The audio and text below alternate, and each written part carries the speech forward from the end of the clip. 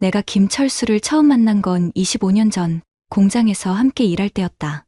그때부터 지금까지 나는 이 남자의 인생을 가장 가까이서 지켜봤다. 그래서 확실히 말할 수 있다. 2023년 9월 15일 오후 3시, 그날 철수의 인생은 완전히 두동강이 났다. 철수는 52세, 나보다 1살 아래다. 결혼한 지 18년 됐고 고등학교 2학년 아들 민준이가 하나 있다. 성격은 말 그대로 모범생이었다. 술, 담배 안 하고 외박 한 번 안 하고 새벽 6시에 일어나서 밤 8시에 집에 들어가는 규칙적인 삶. 중소기업 생산팀장으로 18년째 성실하게 일해왔다. 아내 순이도 그에게는 완벽한 배우자였다.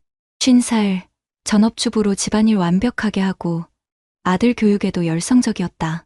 겉으로 보면 정말 모범적인 중산층 가정이었다. 그래서 그날 철수가 내게 전화했을 때 처음에는 믿을 수가 없었다. 형, 지금 당장 우리 집으로 와줄 수 있어? 나 진짜 미칠 것 같아. 20년 넘게 알고 지낸 철수가 이런 식으로 전화한 건 처음이었다. 목소리가 완전히 떨리고 있었다.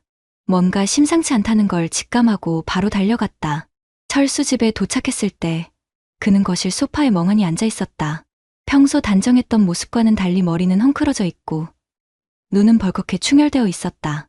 테이블 위에는 노트북이 켜져 있고 뭔가 음성 파일이 재생되고 있었다. 이거 들어봐. 철수가 떨리는 손으로 재생 버튼을 눌렀다. 차량 블랙박스에서 나온 녹음이었다. 성우 오빠, 진짜 고마워.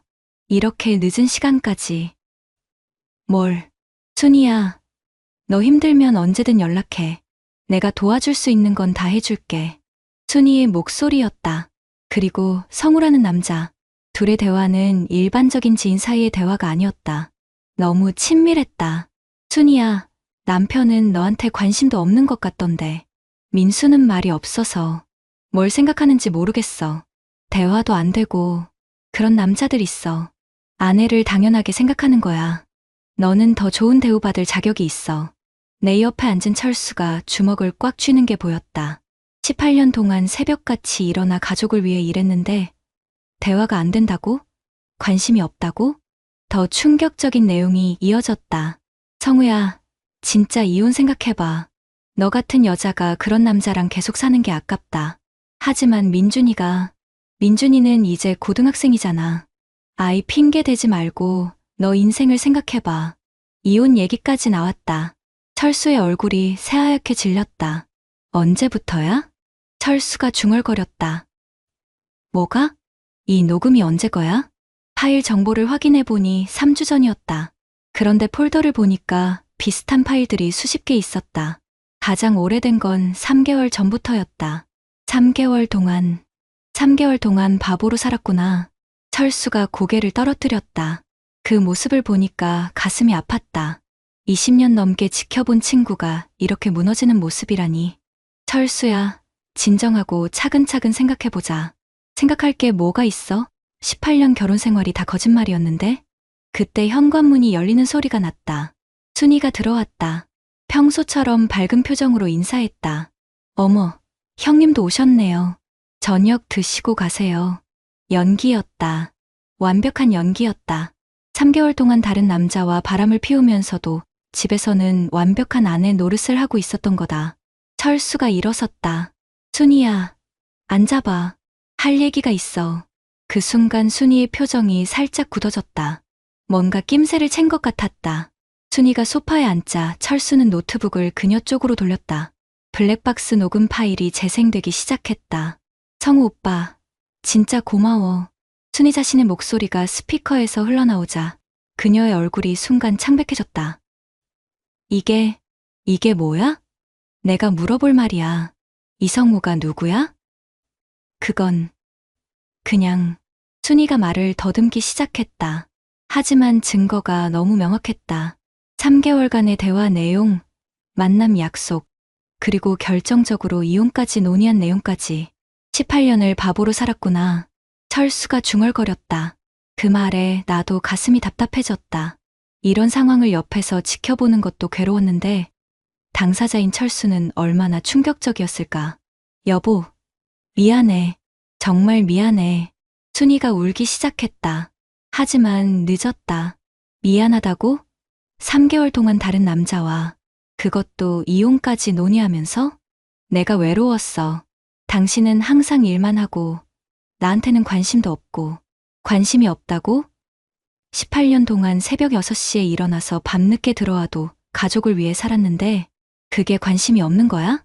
철수의 목소리가 높아졌다. 20년 넘게 알고 지낸 친구가 이렇게 화내는 걸 처음 봤다. 그때 철수 아들 민준이가 학원에서 돌아왔다. 거실 분위기가 심상치 않다는 걸 단번에 알아챘다. 아빠, 무슨 일이에요? 민준아, 아빠가 엄마랑 중요한 얘기 중이야. 방에 있어줄 수 있겠니? 하지만 민준이는 뭔가 눈치를 챈 듯했다.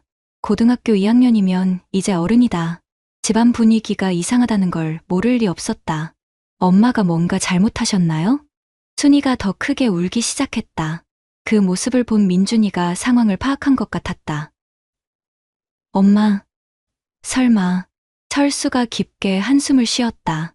민준아, 미안하다. 엄마가 다른 아저씨와. 됐어요, 아빠. 더 이상 말씀 안 하셔도 알겠어요. 민준이가 의외로 침착했다. 오히려 순이보다 더 어른스러워 보였다. 아빠는 잘못하신 게 없어요. 18년 동안 우리를 위해 얼마나 고생하셨는데 아이까지 이런 말을 하니까 순이가 더욱 오열했다. 하지만 이미 돌이킬 수 없는 상황이었다. 그날 밤 순이는 친정으로 갔다. 남은 건 철수와 민준이 그리고 나뿐이었다. 형, 이제 어떻게 해야 할까? 철수가 허탈하게 물었다.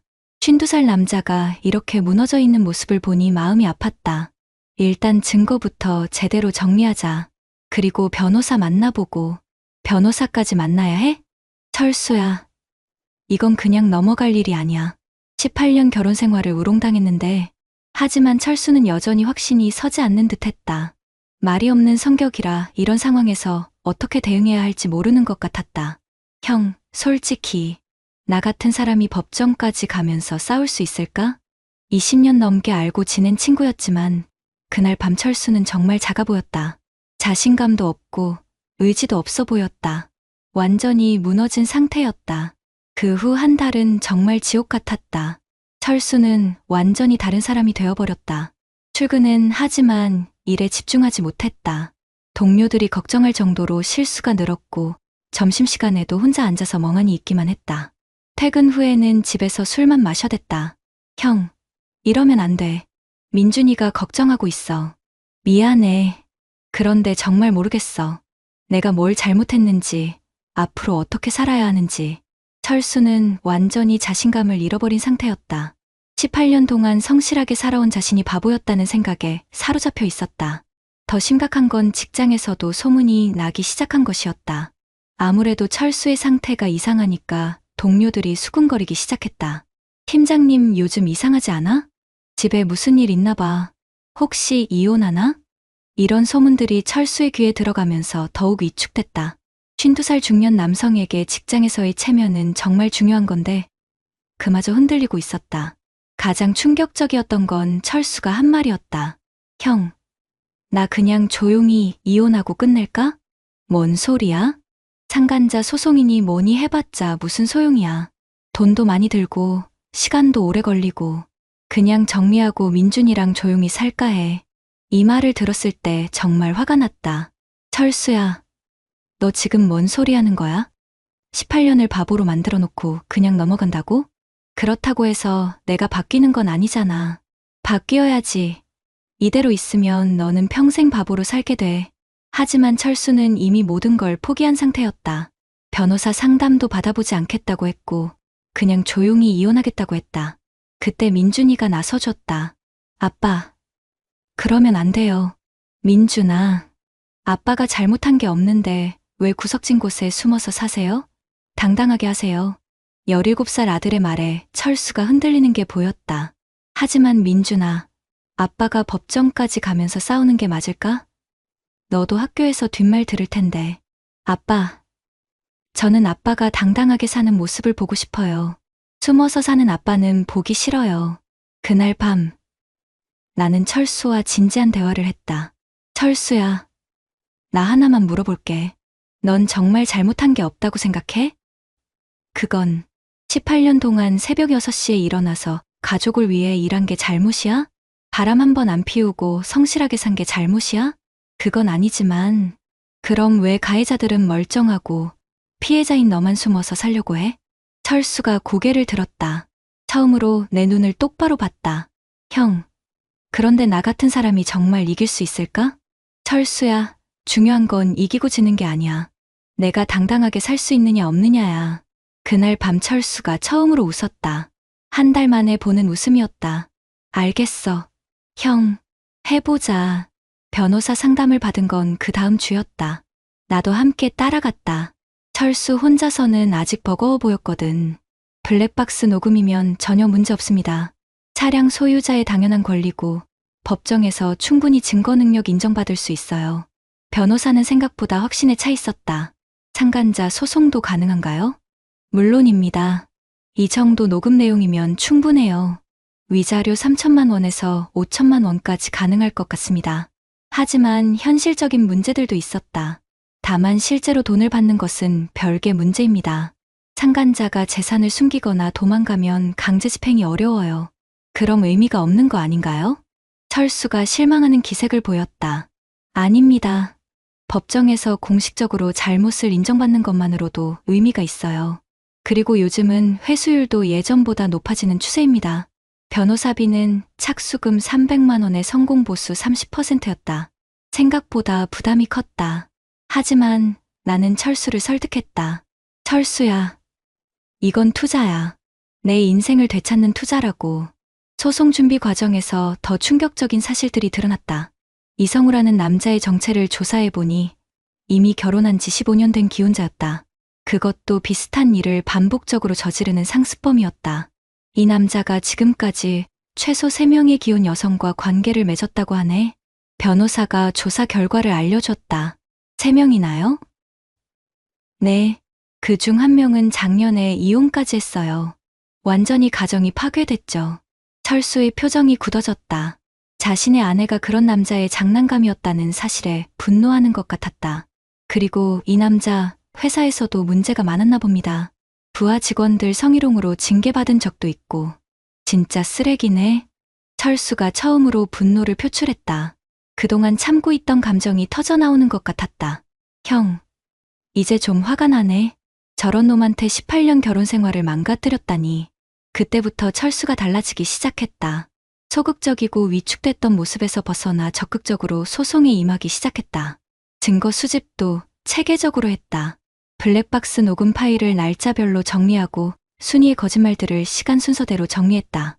재무팀장답게 꼼꼼하고 치밀하게 준비했다. 이런 식으로 준비하시면 승소 확률이 90% 이상입니다. 변호사도 철수의 준비성에 감탄했다. 그런데 소송 준비 과정에서 예상치 못한 연락이 왔다. 이성우의 다른 피해자에서였다. 혹시 이성우 때문에 소송 준비 중이세요? 저도 비슷한 피해를 당했는데 함께 대응할 수 있을까요? 42살 박모 씨였다. 작년에 이성우 때문에 이혼까지 한 여성이었다. 이 사람이 완전히 상습범이에요. 저 말고도 다른 피해자가 더 있을 거예요. 박 씨의 말이 맞았다. 조사해보니 총 4명의 피해자가 있었다. 모두 비슷한 수법으로 당했다. 그럼 우리가 연대해서 대응하면 어떨까요? 내가 제안했다. 여러 명이 함께하면 언론의 관심도 받을 수 있고 사회적 의미도 클 것 같은데. 철수가 고민하더니 동의했다. 그래, 해보자. 나 하나만의 문제가 아니구나. 4명의 피해자가 연대해서 이성우를 상대로 공동소송을 제기했다. 지역 언론에서도 관심을 가지기 시작했다. 상습 불륜남, 4개 가정 파괴, 피해자들 연대 소송, 신문 기사가 나가자 반응이 뜨거웠다. 비슷한 피해를 당한 사람들이 용기를 얻었다는 댓글들이 많이 올라왔다. 저도 비슷한 일을 당했는데 혼자서는 엄두가 안 났어요. 용기 내주셔서 감사합니다. 이런 쓰레기들은 반드시 처벌받아야 합니다. 철수가 기사를 보더니 말했다. 형, 이거 보니까 기분이 이상해. 우리가 뭔가 의미 있는 일을 하고 있는 것 같아. 맞아. 너 혼자만의 문제가 아니었어. 첫 번째 재판이 열렸을 때 방청석이 가득 찼다. 비슷한 피해를 당한 사람들, 지지하는 사람들, 언론 관계자들까지. 이성우는 초라한 모습이었다. 언론의 주목을 받자 회사에서도 징계를 받았고 부인도 이혼을 요구한 상태였다. 피고 이성우는 4명의 기혼 여성과 각각 부적절한 관계를 맺어 해당 가정의 평화를 파괴했습니다. 변호사의 변론이 시작됐다. 특히 김철수 씨의 경우 18년 결혼 생활을 송두리째 흔들어 놓았으며 이는 명백한 불법행위입니다. 재판장도 심각한 표정이었다. 상습적인 불륜 행위에 대해 엄중하게 보는 것 같았다. 이성우의 변호사는 단순한 연애 감정이라며 변명했지만 녹음 파일과 다른 피해자들의 증언 앞에서는 할 말이 없었다. 피고의 행위는 상습적이고 계획적인 불법행위로 인정됩니다. 피고는 원고 김철수에게 위자료 4,500만 원을 지급하라. 예상보다 높은 금액이었다. 상습성이 인정돼서 가중 처벌을 받은 것이었다. 판결이 나자 방청석에서 박수가 터져나왔다. 철수가 내 손을 꽉 잡았다. 형, 해냈어. 정말 해냈어. 철수의 눈에 눈물이 맺혔다.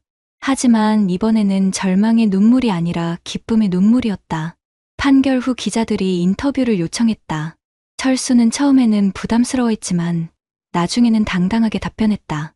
저는 돈 때문에 소송한 게 아닙니다. 제 존엄을 되찾고 싶었고 비슷한 피해자들에게 용기를 주고 싶었습니다. 그 모습을 보면서 나도 뿌듯했다. 한 달 전까지만 해도 완전히 무너져 있던 친구가 이제는 당당하게 자신의 의견을 말하고 있었다. 소송이 끝난 후 철수의 삶은 완전히 달라졌다. 우선 직장에서의 위상이 달라졌다. 동료들이 철수를 보는 시선이 완전히 바뀌었다. 팀장님, 진짜 대단하시네요. 저였으면 중간에 포기했을 텐데. 맞아요. 끝까지 포기하지 않고 정의를 구현하신 게 정말 멋있어요. 예전에는 말 없는 사람, 재미없는 사람 정도로 여겨졌다면 이제는 원칙이 있는 사람, 믿을 만한 사람으로 평가받고 있었다. 회사에서도 인정을 받았다. 이번 일로 철수의 리더십과 추진력을 다시 평가하게 된 것이다. 김 팀장, 이번 프로젝트 총괄을 맡아주세요. 이런 중요한 일은 당신 같은 사람이 해야 해요. 승진 얘기까지 나오기 시작했다. 하지만 가장 큰 변화는 철수 자신이었다. 자신감을 되찾았다. 말수는 여전히 적었지만 말 한마디 한마디에 무게가 생겼다. 형, 이제 알겠어. 말이 없다고 약한 게 아니라는 걸. 민준이와의 관계도 더욱 돈독해졌다. 아버지가 당당하게 싸우는 모습을 본 아들이 더욱 존경하게 된 것이다. 아빠, 저도 아빠처럼 살고 싶어요. 잘못된 일에는 당당하게 맞서는 사람이 되고 싶어요. 경제적으로도 여유가 생겼다. 위자료 4,500만 원을 실제로 받아냈다. 이성우가 자신의 아파트를 팔아서 지급했다. 형, 이 돈으로 민준이 대학 자금 마련됐어. 그리고 나도 뭔가 새로운 도전을 해볼 수 있을 것 같아. 철수는 부동산 투자에 관심을 가지기 시작했다. 꼼꼼한 성격을 살려서 안전한 투자를 하고 있었다. 순이는 어떻게 됐을까? 친정에서 지내다가 작은 식당 일을 시작했다고 들었다. 가끔 민준이를 보고 싶다고 연락이 왔지만 민준이가 거부했다. 아빠, 저는 엄마를 용서할 수 없어요. 아빠한테 너무 못했어요. 철수는 아들의 마음을 억지로 바꾸려 하지 않았다. 시간이 지나면 조금씩 달라질 수도 있겠지만 지금은 아들의 감정을 존중해주고 싶었다. 이성우는 어떻게 됐을까? 완전히 몰락했다. 회사에서 해고되고 부인과는 이혼했다. 15년 살던 집도 위자료 지급 때문에 팔아야 했다. 고등학생 딸도 아버지와 연락을 끊었다.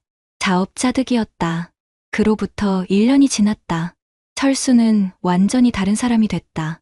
승진해서 부장이 됐고 부동산 투자도 성공해서 경제적으로 여유가 생겼다. 무엇보다 자신감이 넘쳤다. 형, 요즘 새로운 취미도 생겼어. 뭔데? 등산이야. 혼자서 조용히 산을 오르는 시간이 좋더라고. 52살에 시작한 등산이지만 체력도 좋아지고 마음도 편해졌다고 했다. 그리고 비슷한 상황에 처한 사람들한테 조언도 해주고 있어. 온라인 커뮤니티에 글을 올려서 비슷한 피해를 당한 사람들에게 도움을 주고 있었다. 형님 덕분에 용기를 얻었습니다. 저도 끝까지 가보겠습니다. 이런 댓글을 볼 때마다 보람을 느낀다고 했다. 어제 저녁 철수와 함께 술을 마시며 이야기했다. 형, 이상해. 그때는 세상이 무너지는 것 같았는데 지금 돌이켜보니 오히려 잘된 일 같아. 왜? 18년 동안 거짓 속에서 살았잖아. 차라리 진실을 알게 된 게 나았어. 그리고 이 일을 통해서 진짜 내가 누군지 알게 됐어. 철수가 잔을 들어 올렸다. 형, 고마워. 그때 포기하지 말라고 해줘서. 뭘, 당연한 얘기했을 뿐이야. 아니야. 만약 형이 없었다면 나는 지금도 구석에 숨어서 살고 있었을 거야. 그 말을 들으니 나도 뿌듯했다. 20년 넘게 지켜본 친구가 이렇게 당당하게 변한 모습을 보니까. 철수야, 너 정말 멋있게 변했어. 52살에 새로 태어난 기분이야. 철수의 웃음에는 이제 자신감과 여유가 넘쳤다. 18년을 바보로 살았다던 그 남자는 이제 없었다. 대신 자신의 가치를 아는 당당한 남자가 있었다.